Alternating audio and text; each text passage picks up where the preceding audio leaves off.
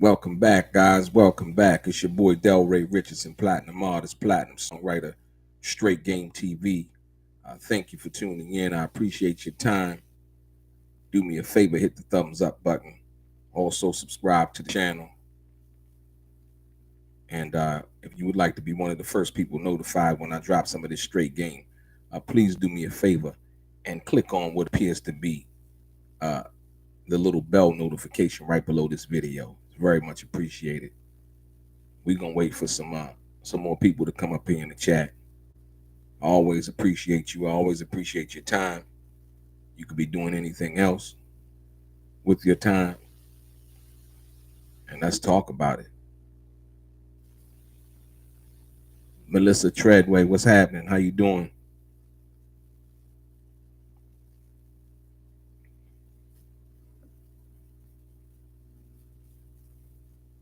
Australia's in the building. Patty, what's good? Empire King, Scott M, Jim D, always a pleasure. Yeah, we got a lot to unpack today, man. Like I say, I only come to you when I got something substantive to say. A lot of great observations made today. Mark Geragos speaks out, and Mark Geragos, who is a Caucasian man, speaks out on Diddy's behalf. Talks about the prosecution team that's prosecuting Diddy, and Diddy hires a black attorney. But there's a lot more to unpack when we look deeper into this situation. Wait for a couple of other people to come up in here, and then we're gonna start, get it underway.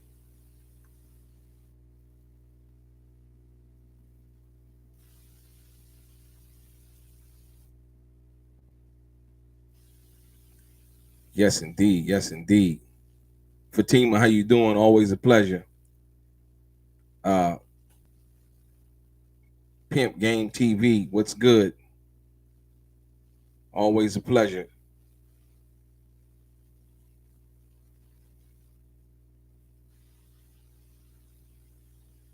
Waiting for a couple other people to come up in here, then we're gonna start. So look, ladies and gentlemen, today, Sticky Fingers, what's good? Today, I don't know if most people know this or not, but Mark Geragos is a high-profile lawyer based in Los Angeles. Mark Geragos is currently in New York because Mark Geragos' daughter, who's also a lawyer, right, is Diddy's lawyer.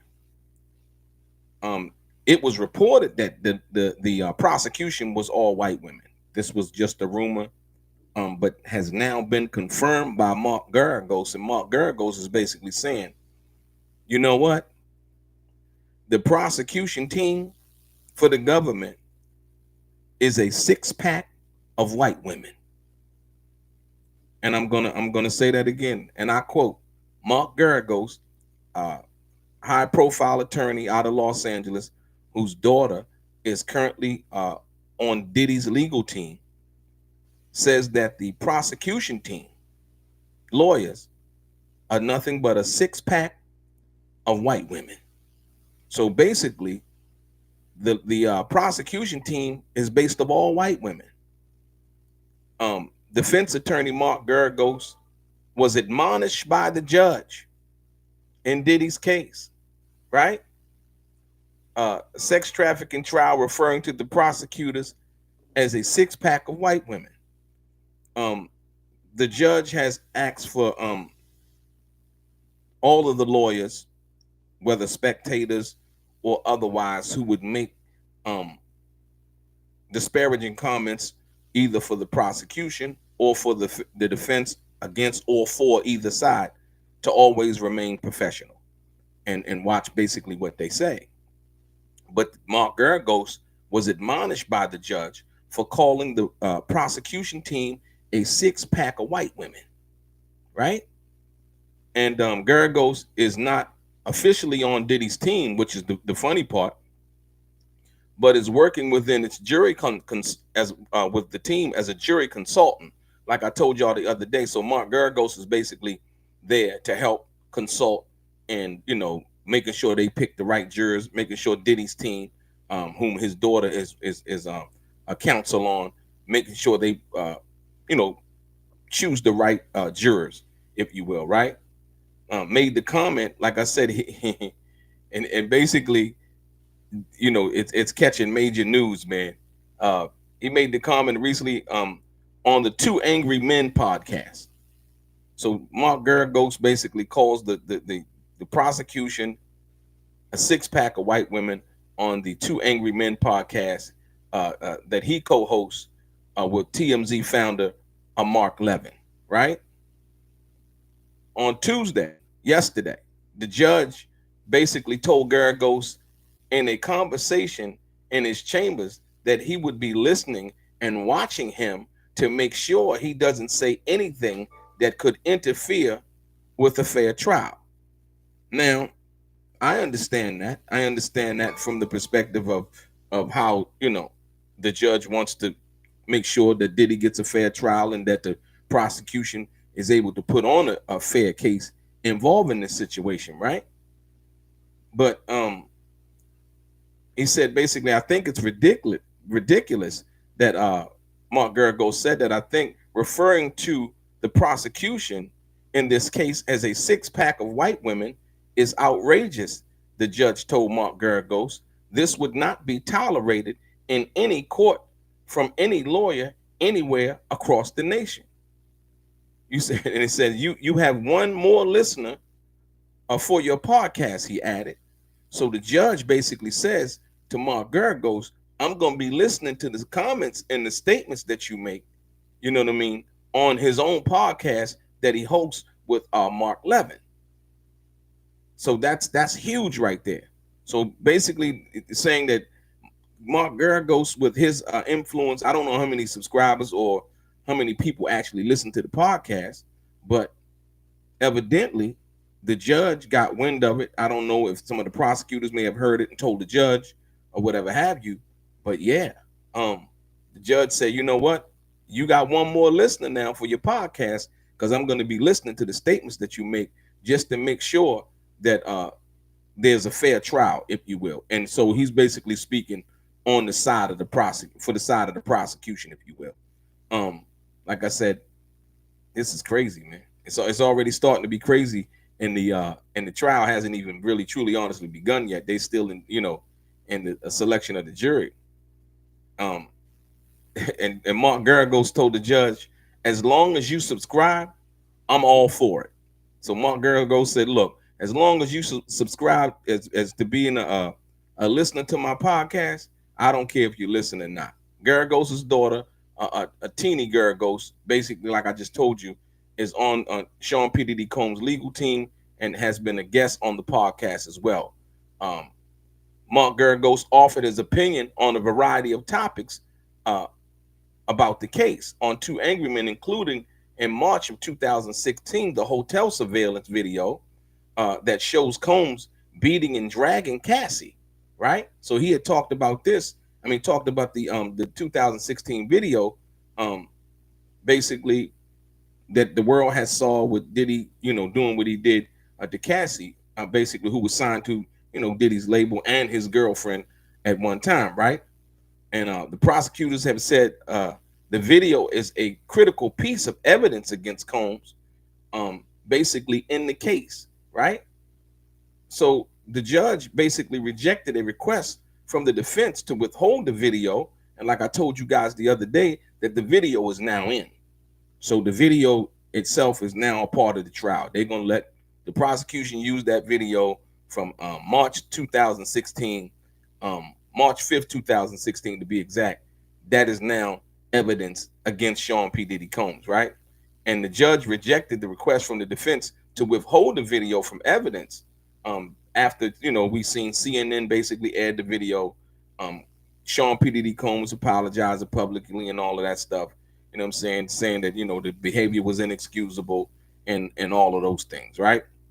Um, but on Mark Geragos' podcast, Mark Geragos uh, uh, described the video as a character assassination, right?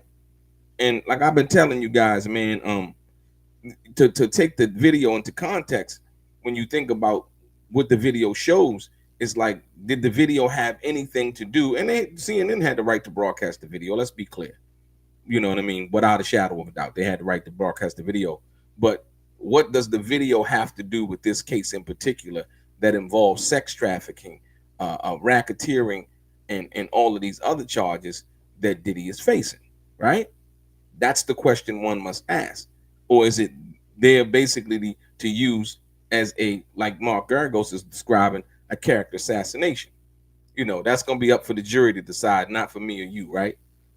They said before prospective jurors were questioned Tuesday, the second day of jury selection in federal court in Manhattan, the judge asked Mark Geragos whether he was advising Combs. So the judge wants to know whether Mark Geragos is advising Combs.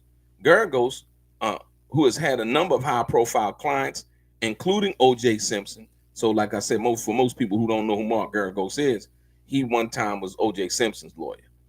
O.J. Simpson, he represented Michael Jackson, Chris Brown, and it said has known Combs for years and is representing his mother in another case. So Mark Geragos is not representing Sean P. Diddy Combs.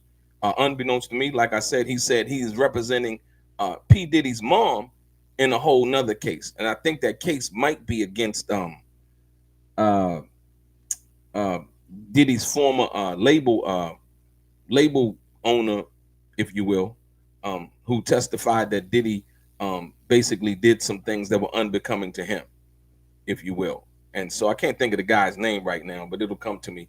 If in the chat you can think of the guy's name, I forgot his name, but like Mark Geragos did say, I do talk with him with great frequency, he said, adding that he has represented Combs in the past. So Mark Geragos has represented Sean P. Diddy Combs in the past. And so, like I said, the fact that Geragos' daughter is on the case, he's definitely right there next to her, consulting as a juror and all of those. I mean, a juror consultant and all of those other things. This case is going to be interesting, man. I'm telling you, this is going to be it when the case finally starts. Like I said, Mark Geragos calling out the prosecutors from that perspective on his podcast is crazy. I don't really know how they go about doing that, but he did it. Like I said, I guess he felt like there was going to be no real repercussions because he's protected by the First Amendment. He can say that. Like I said, even though the judge said with no self-respecting attorney would ever say anything like that, Mark Geragos did. Mark Geragos also defended his statements, telling the judge, I think when you've got a black man, listen, y'all, Mark Geragos told the judge, telling the judge, I think when you've got a black man who's being prosecuted and the client feels like he's being targeted, it's an observation. I would agree with that. I would agree with that. If that's no different than having an all-white jury and you being a black man and hoping that you're gonna somehow, some way get some kind of justice. And this is something that's happened throughout the judicial system, for years and years and years. So the fact that Mark Geragos made the observation that the prosecution team is 6 white women, I think it should be noted and should be paid attention to, right? The prosecution asked the judge in a letter filed Tuesday to remind Mr. Geragos and members of his law firm not to make public statements that might hinder a fair trial. Diddy's lawyers were asking the same thing, involving Lisa Bloom and a few other people. You know what I mean? And I think it's only right, like I said, once again, let the prosecution put on their case, let the defense put on their case, and see what actually happens, right? So the U.S. Attorney Christy Slavic, a member of the 6 women prosecution team, outlined those concerns about Geragos' comments in court Tuesday, saying that the podcast has several million subscribers and his remarks could infect the jury pool. So, right?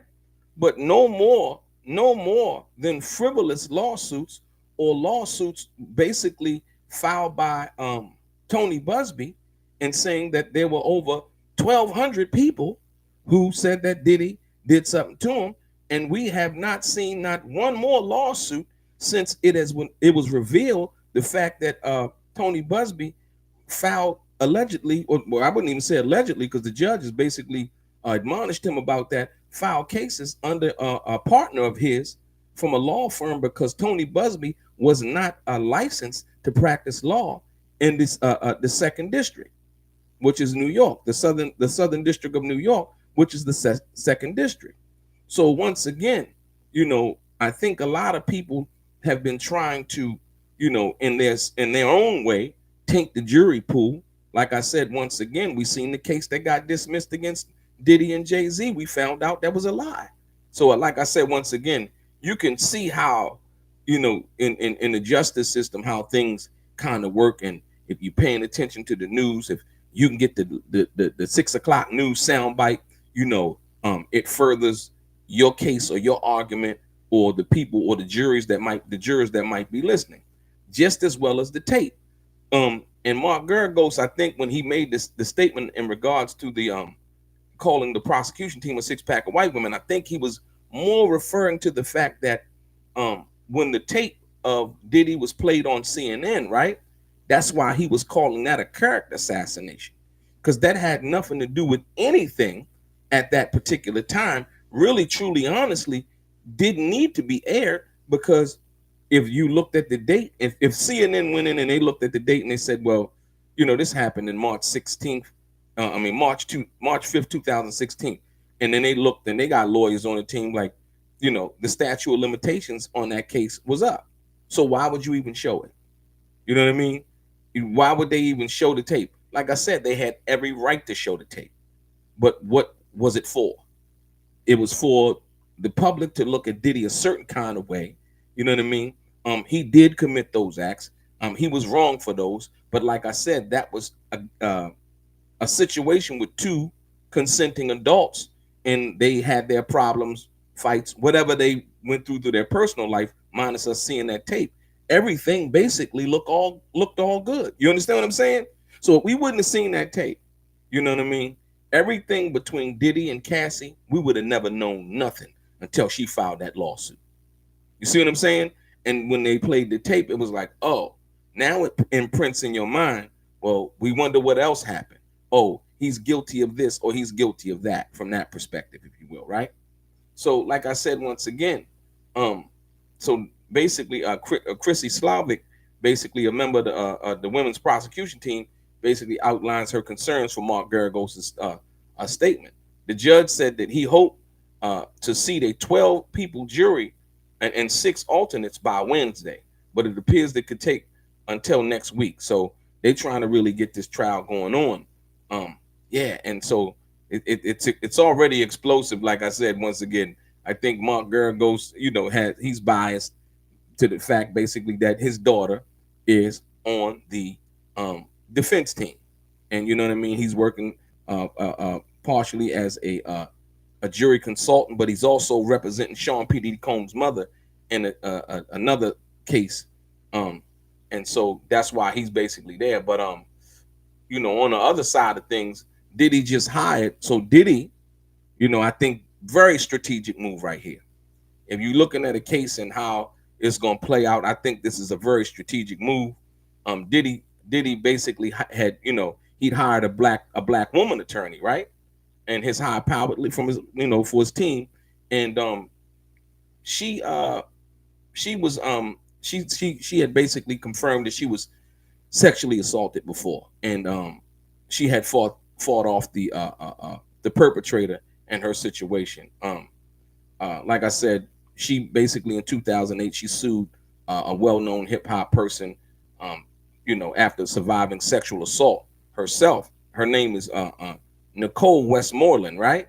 She runs her own firm, joined the Rap Moguls defense team this week, submitted a notice of attorney appearance, and basically landed on the case docket on Monday as the jury selection is going about. I can tell you right now, it's about to get downright because I can see where she's going to come in and play her part. You know what I mean? Her being someone who says that she had been assaulted before. You know, this is part of what they're basically trying to present against Sean P. Diddy Combs. And for her, she can basically speak to it from a first hand perspective, right? So like I said, it's notable since Combe case involves accusations of violence and evidence of the defendant abusing women. With Westmoreland, the embattled rap and fashion mogul, has also added an outspoken survivor of sexual assault that involved a member of the rap world in 2001. Westmoreland went with some of her friends to a party at Atlanta's Patchwork Recording Studios after being invited by Brian Christopher Williams, aka, for whom everybody might not know, Birdman, from Cash Money. Birdman, the guy who was the CEO of Cash Money Records, the rapper and recording executive. The studio party was also attended by Birdman's brother, Alfred Cleveland, then president of Cash Money Records at one point. Westmoreland says Cleveland accompanied her as she walked to a bathroom. Once there, she says he forced her inside and sexually assaulted her as another man kept a lookout. Westmoreland says he planned to pass her off to his lookout man, but she begged him not to and was let go. Westmoreland was threatened not to report the assault, she says, but did anyhow. And Cleveland was arrested for the assault. He later pled guilty in 2008.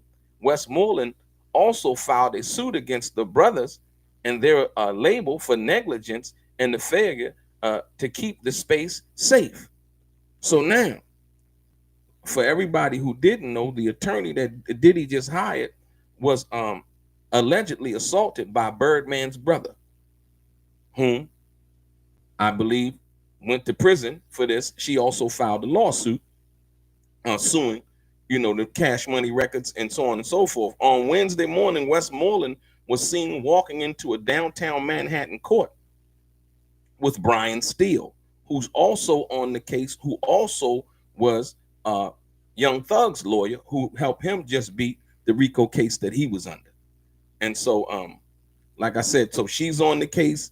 Brian Steele's on the case. The two attorneys have more than their work on Combs' case in common, as both represented different defendants in the rappers in the lengthy YLS or YSL, but YSL racketeering trial in Atlanta. So once again, Westmoreland also was an attorney for, I don't know which member of the situation with YSL down in Atlanta with Young Thug. She was on that case too. So I think Diddy's loading up, man. Steele defended the rapper at the center of the case, and Westmoreland represented co-defendants Quavarius Nichols, who took a plea deal to avoid charges of murder, participating in gang activity, and illegal firearms possession. He was sentenced to 7 years in prison for conspiracy to violate Georgia's RICO statute. So the young man that Westmoreland represented, he got 7 years, as we all know that Young Thug basically got off on the case after pleading guilty, but basically getting no jail time behind it. They say basically speculation about the woman being added to his legal team as the months became weeks until Combs' legal fight against 5 counts of federal indictment came after the report from TMZ indicated the rapper wanted an attorney of that demographic. Playing to Combs' race is a card the prosecution seems ready to play. And like I said, that goes into what Mark Geragos saying and calling the prosecution team a 6-pack of white women. So Diddy was like, look, I need to get me, a female African-American attorney, you know what I mean, who could adequately defend him. Like I said, someone who's also, been assaulted and fought back. And not only that, but I look at the situation involving her, because when you think about it, she didn't take 7 years to go after Birdman's brother in this situation. They threatened her not to report the situation that happened to her in the studio down in Atlanta, and she did it anyway. She reported the situation anyway. So that's, a lot of times, like I said, once again, when people come up with these situations later, that's why it gets looked at and it gets scrutinized. But Westmoreland, who's an attorney, basically reported the situation after it happened, after she was threatened not to do so, and she did it anyway. Like I said, I take my hat off to her. You know what I mean? And like I said, hope she's healed as much as she possibly can after that situation happened to her. You know what I mean? Any woman being assaulted by any man in that manner, I totally, I disagree with, don't tolerate, and I think it's some sucker shit, if you will. Excuse my language. But like I said, once again, when we talk about the bigger picture of what happened, right? She's basically, I guess, playing to Combs. Race is a card that the prosecution, that Sean P. Diddy Combs believes that race is a card that the prosecution is ready to play, as they have already publicly accused federal investigators of trying to take down a rich, successful black man.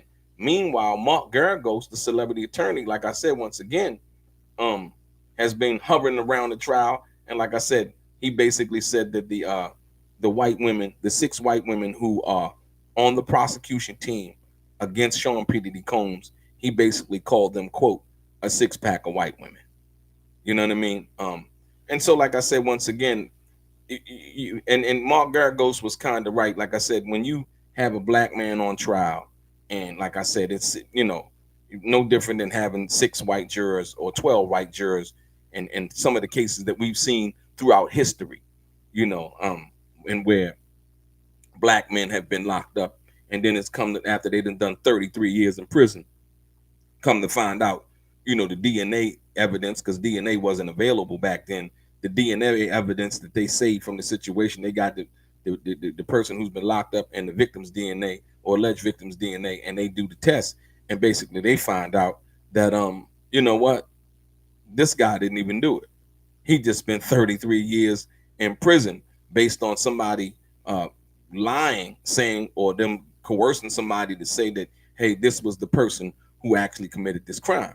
So once again, this is not somebody making a light of the justice system, but actually pointing out the facts that have played out in the justice system. It seems like every 2 or 3 months we hear about somebody being released from prison, be they white or black, right?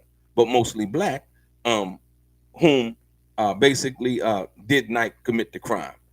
As well as we've seen with the what we call it, the Central Park 5, right? The Central Park 5, the same thing, right?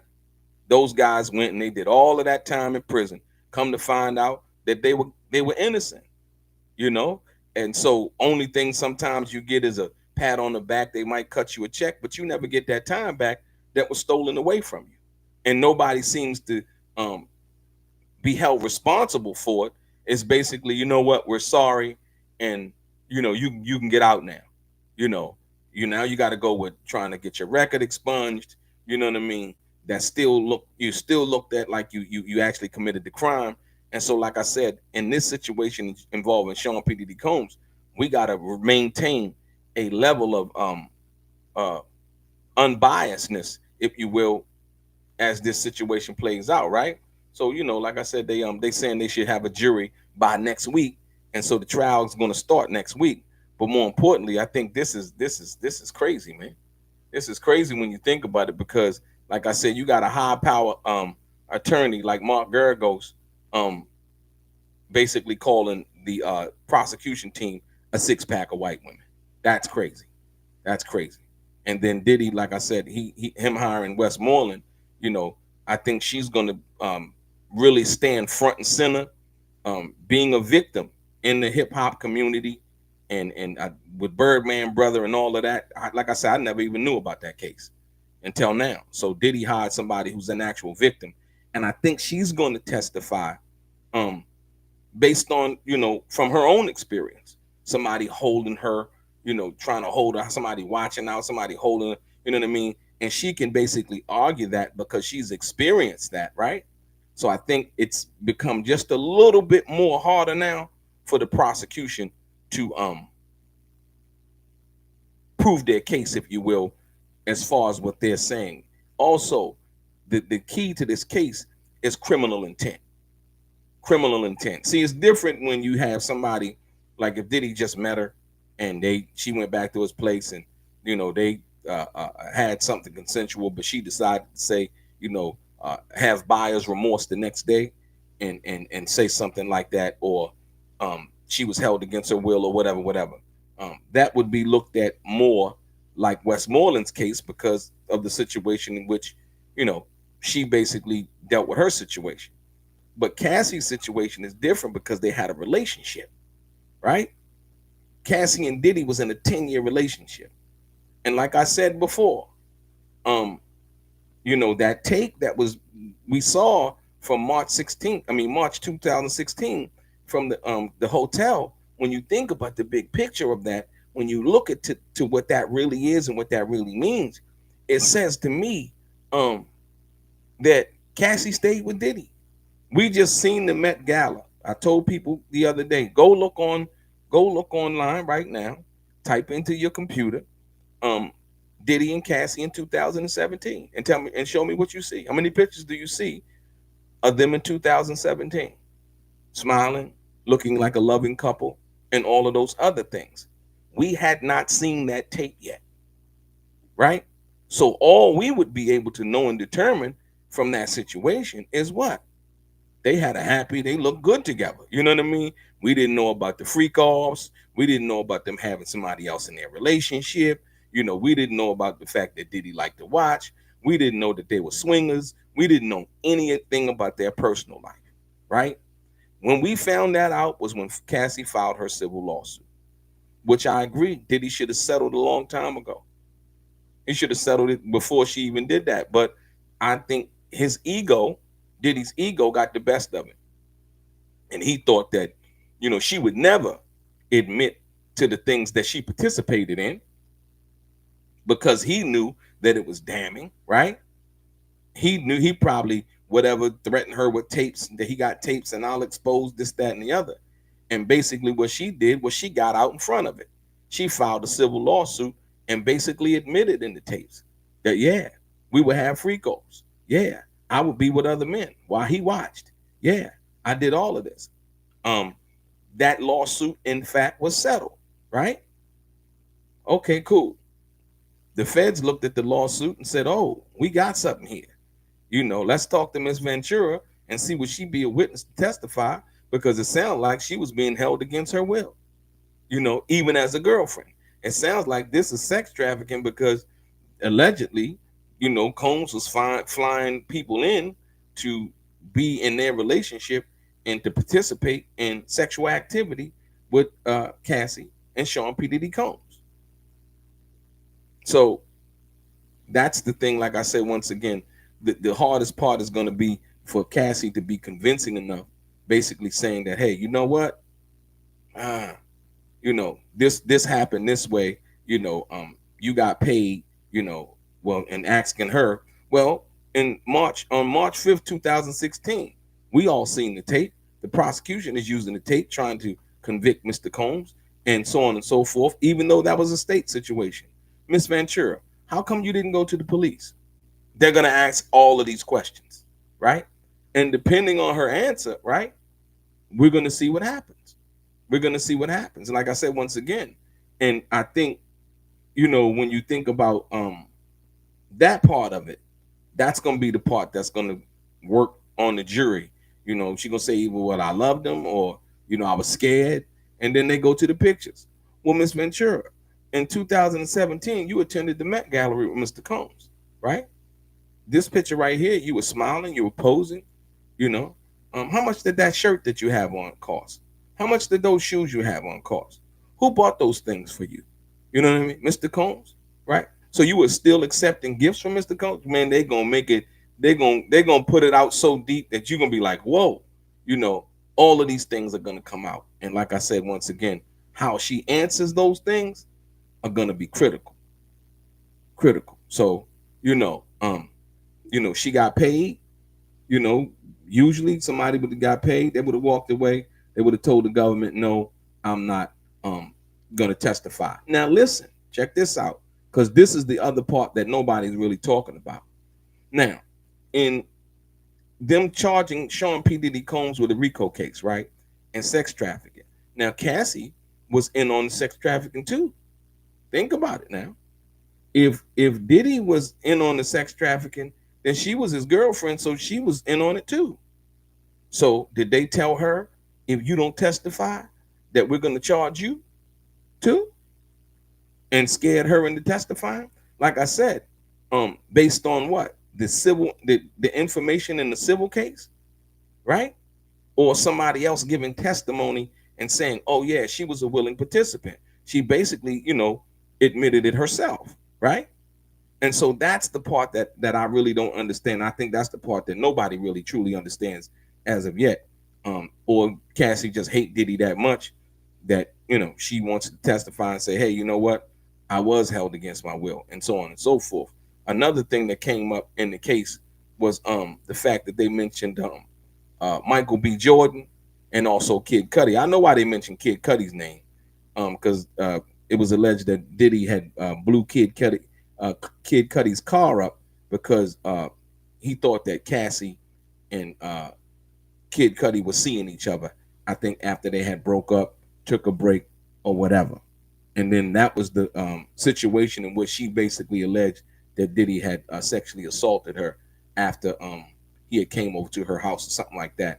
And I think that's part of the case also. So yeah, like I said, this is gonna get it's gonna be very interesting, man. Like I said, I don't know when they mention Michael B. Jordan's name, I don't know what that was really about. You know what I mean?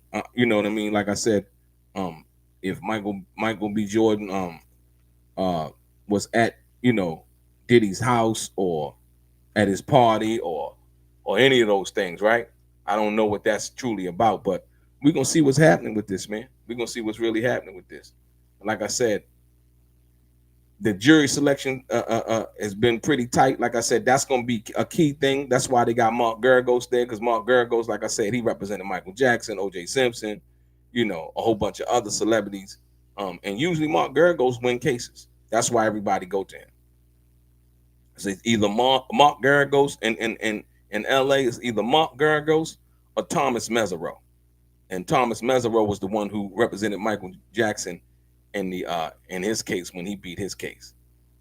So yeah, like I said, jurors basically repeated. They basically asked the same question. Like I say, a family member or friend had been a victim of sexual assault. So a lot of the jurors are being asked, like, say for instance, during the questionnaire, they're saying, do you know anybody as a family or friend that has been convicted of sexual assault? So that's kind of like the main underlying case, because they're trying to weed out the people who might be biased because they had a family or a friend or family member who was a victim, of a sexual assault, if you will. So like I said, ladies and gentlemen, yeah, they should be done by next week. The judge said next Wednesday they should have a jury pool of 12 jurors and 6 alternates by next week. So next week, opening arguments are gonna start, and it's gonna be underway, and things should get a little bit more juicier than they are right now. Like I said once again, but this statement made by Mark Geragos is crazy. Sean P. Diddy Combs hiring attorney Westmoreland, I think, is a brilliant chess move, if you will, and yeah. So yeah, you say Mark Geragos. Mark is like a hound dog when it gets the scent of a bone. Yeah. Mark Geragos, he's smart too. He understands how to rattle feathers. And like I said once again, he understands that not being a attorney, on the case with Diddy, he can basically say what he want, under the First Amendment. You know what I mean? But like I said, I think he'll respect the judge's wishes from that perspective from this point on. So yeah, like I said once again, man, thank you guys for tuning in. I appreciate y'all. And like I said, when we got something more substantive to say, we're gonna say it. Your boy DELRAY, straight game.